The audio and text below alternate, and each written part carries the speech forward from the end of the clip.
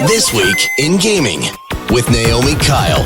Hello everyone, I'm Naomi Kyle and welcome back to This Week in Gaming. The holiday season continues to truck along, and what better time to look ahead at what's shaping up to be an exciting year for gaming.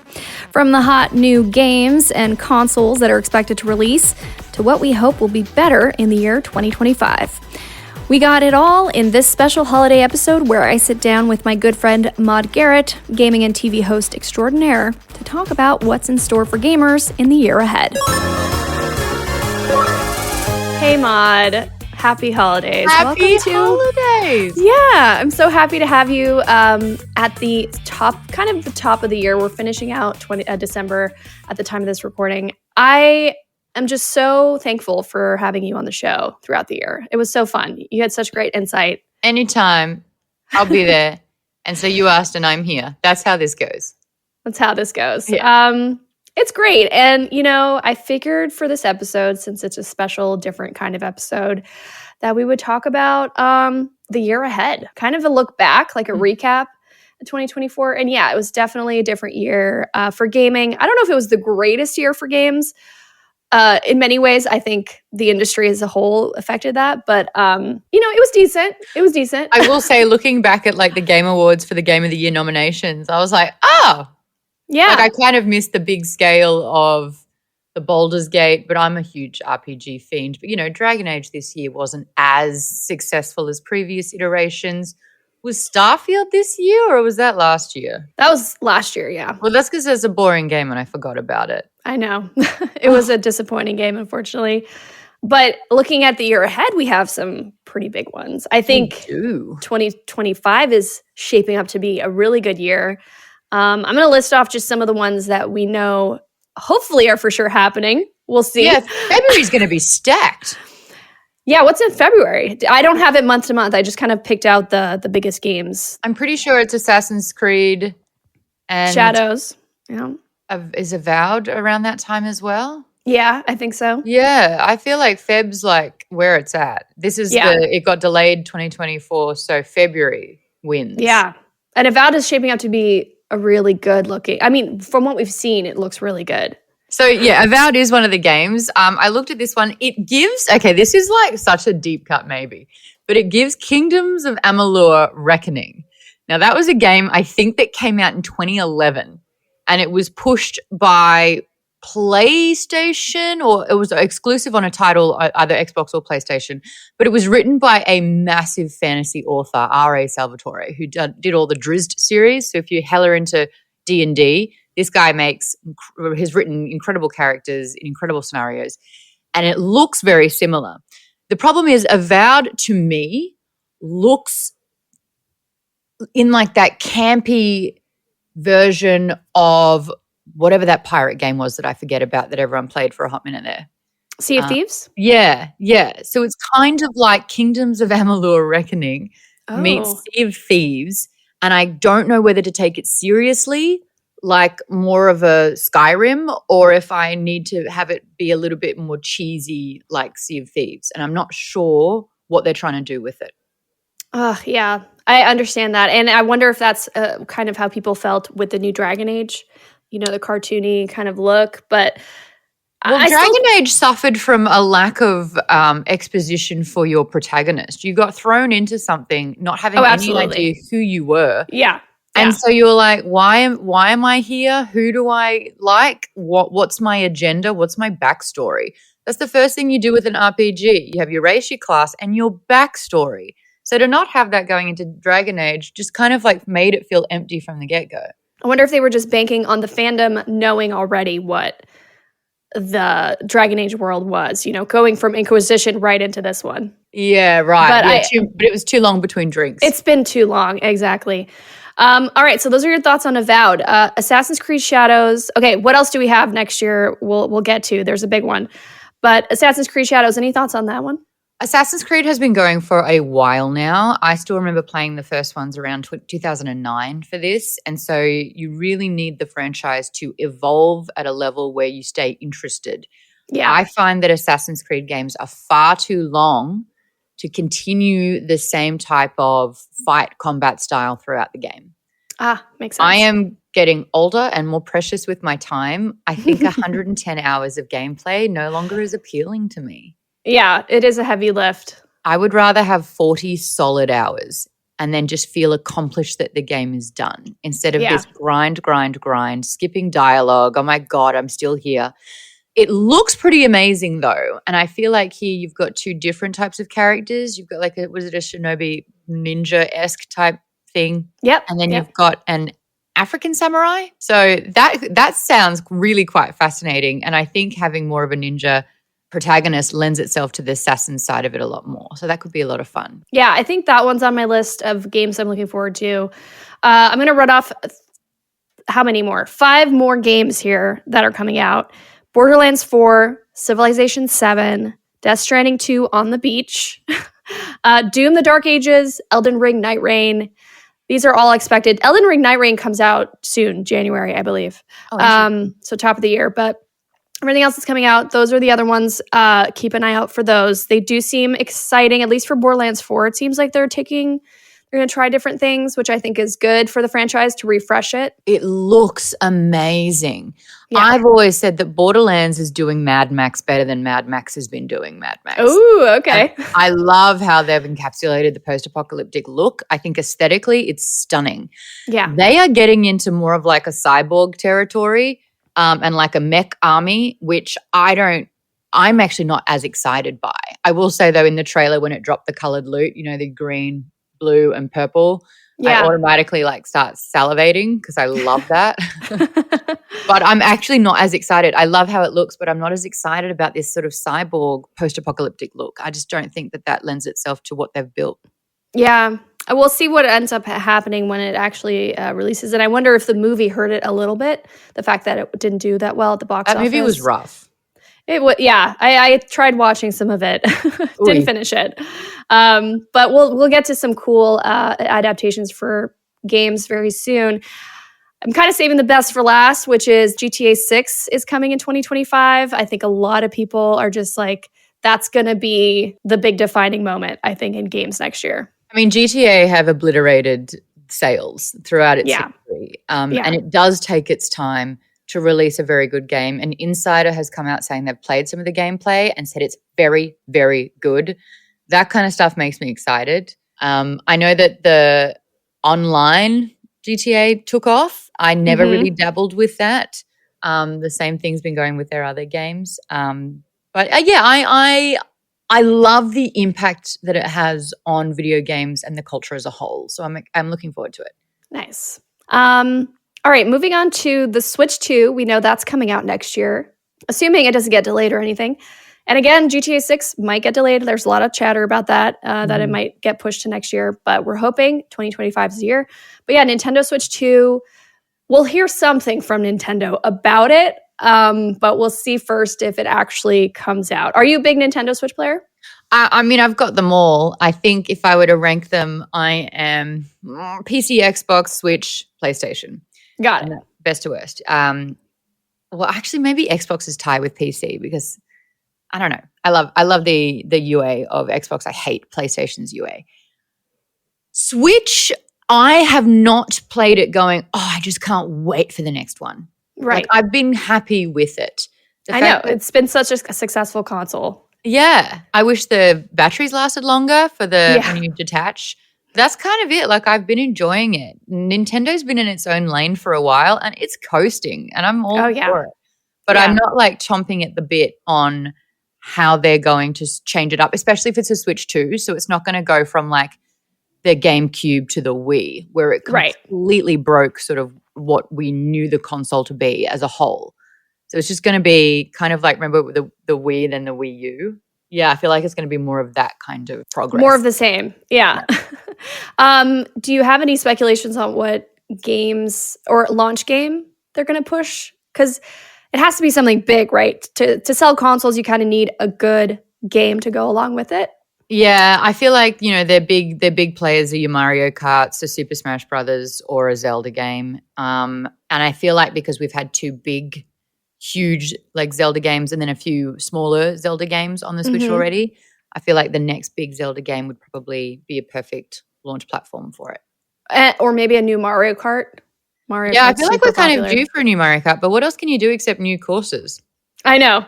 Yeah. There's not much you can go from beyond that. Let's quickly touch on some adaptations, video game adaptations we know are coming out next year.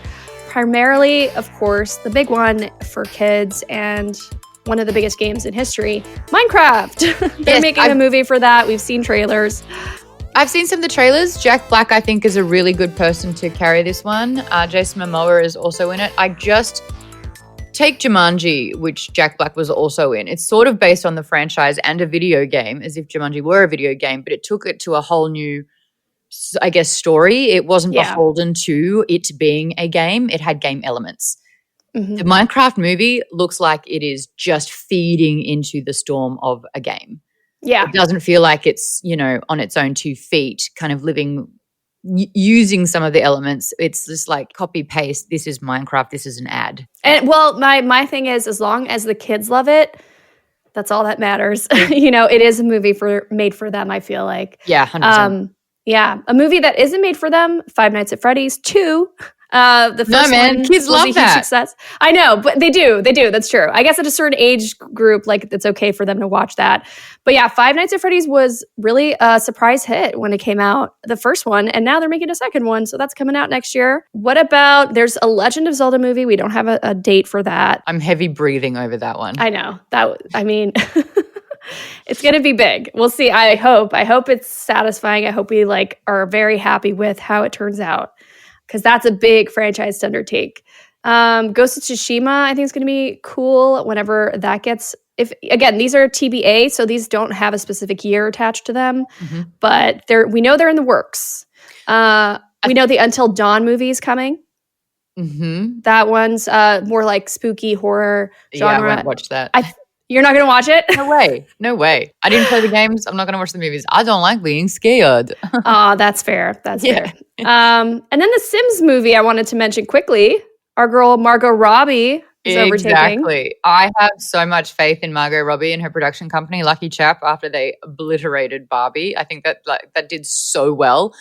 I'm excited to see what they do with The Sims. I think they even bought Monopoly or something. They just took the whole Hasbro, didn't they? Yeah, movies about games, board games, and video games. So I think that could be a lot of fun. I was looking at the list. There's just so many video game adaptations being made, beyond even just what we're talking about on the show. Yeah, we need to talk about Street Fighter really quickly, because we haven't seen that since 1994, 90, whatever. Yeah, whenever that's 2026 confirmed for March. Now, we haven't got any casting for that one yet, have we? No.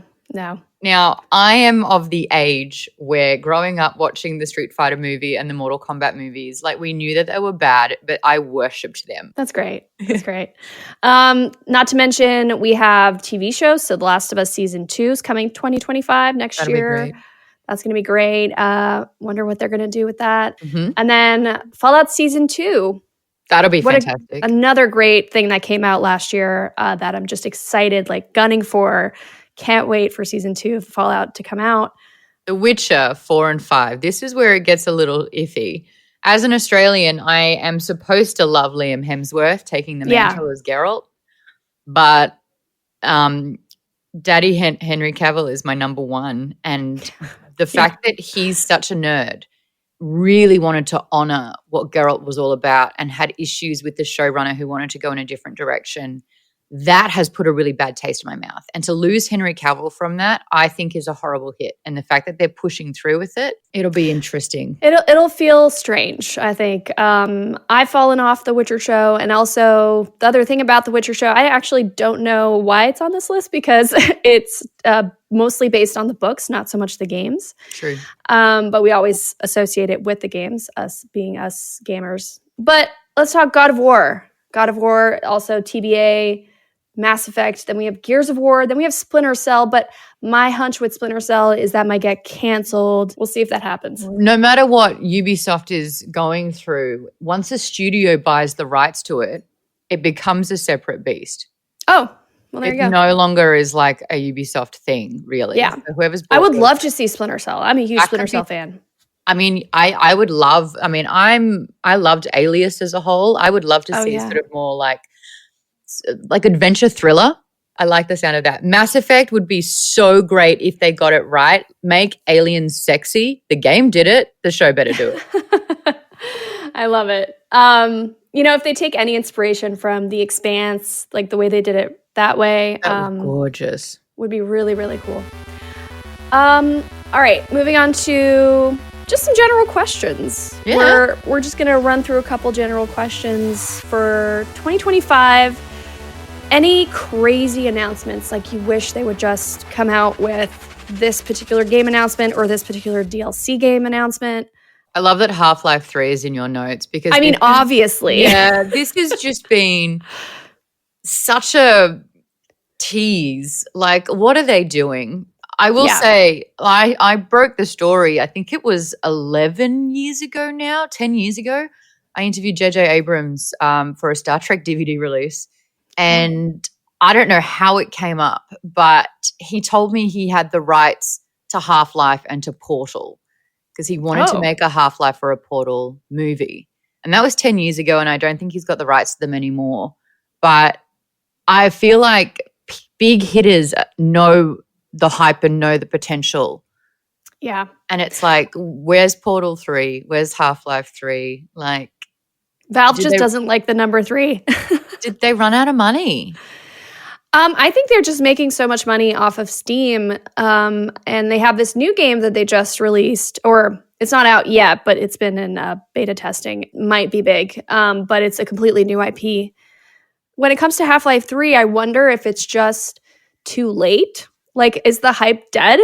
The fact that it was even mentioned at the Game Awards, I was like, there's no way. I feel like it would fall on deaf ears because it's just been such a long wait. That I wonder if that moment has passed for it to come out, Honestly, and this sounds a little slack at all, but like Elden Ring's hype was so strong when it came out. I feel like the DLC, even though it was stacked, the DLC took too long.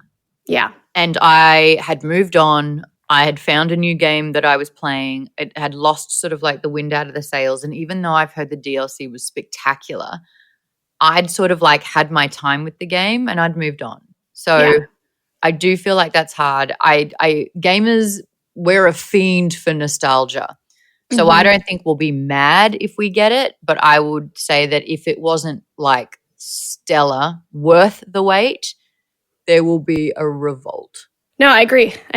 And the thing is with the gaming audience, it could be, it's so hard to play your cards right with anything.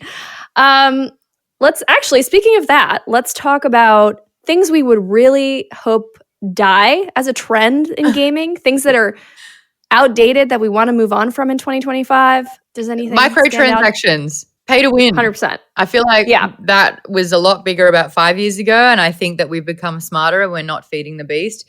But like a free game and then a $20 skin. You don't have to pay to win, which is great. Like it's just an aesthetics thing. And luckily for me, I really don't care about aesthetic at all. I never have. Like skins do nothing for me. I'm like, whatever. I will literally be like, Ready Player One, black t-shirt, blue jeans, and just rock my way through it. It's fine.